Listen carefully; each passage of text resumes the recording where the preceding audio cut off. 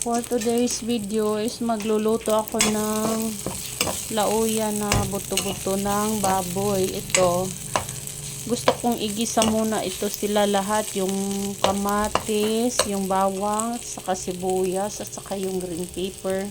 Bago ko to ilagay yung yung nilaga ko na buto. Ayan, ilagay na natin.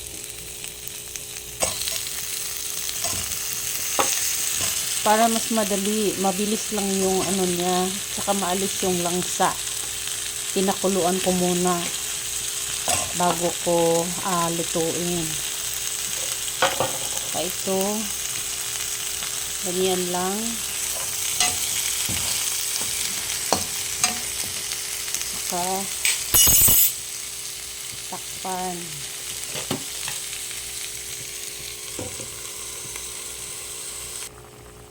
Ayan, nilagay ko na yung tanglad.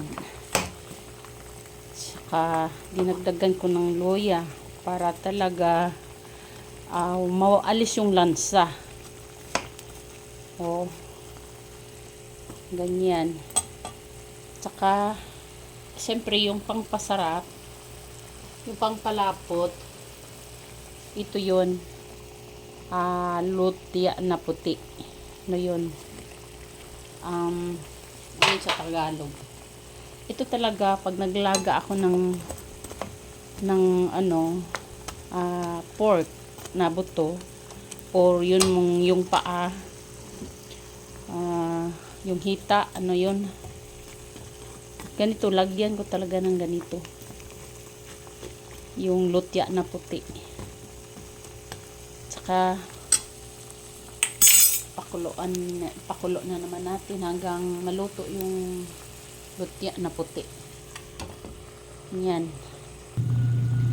At ito na yun. Amoy pa lang ulam na. So, lagyan na natin ng asin.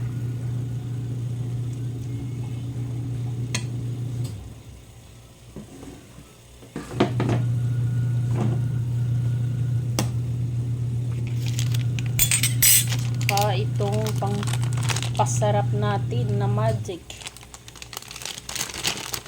Sinong nagluluto dyan hindi nagmamagic?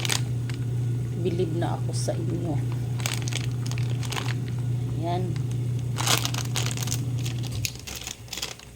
Saka mayroon akong green gulay. Ito yun, kinsay. Ito mauna muna yung mga paa. Kasi medyo matitigas yan. Yan.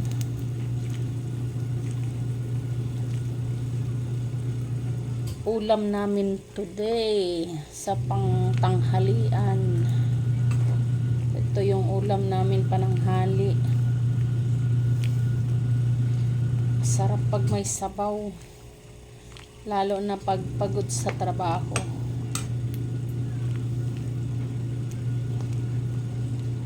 Yan. Matikman nga. Masarap.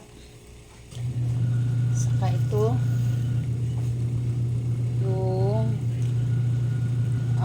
spring onion. Ang sarap sa umaga pag may kinahain ka sa mesa. Yan. Din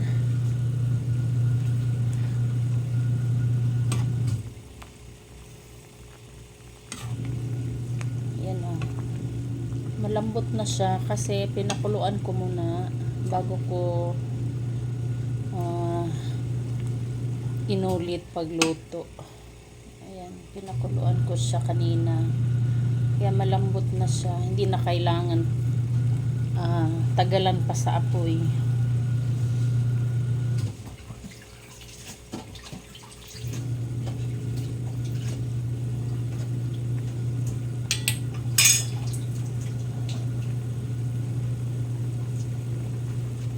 Tsaka ito yun. Yung dahon ng kitsay.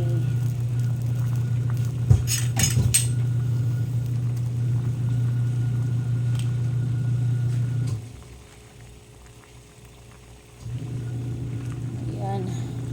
Dami ano, parang 10 taong kakain. Eh kasi ako minsan pag magluto, gustuhin ko yung wala akong gana kumain sa agad-agad. Gusto ko yung makita ko pa, makain ko pa pag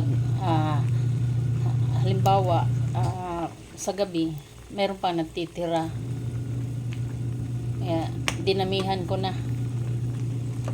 Kahit naman sa gabi, ito lang ang ulamin mo na kung pag may natira tapos magluto ka na lang ng iba na o prito na lang o ano ba, ready made na binibili sa karinderya, okay na yun. Yan. Patikim uli. Sarap. Sarap talaga.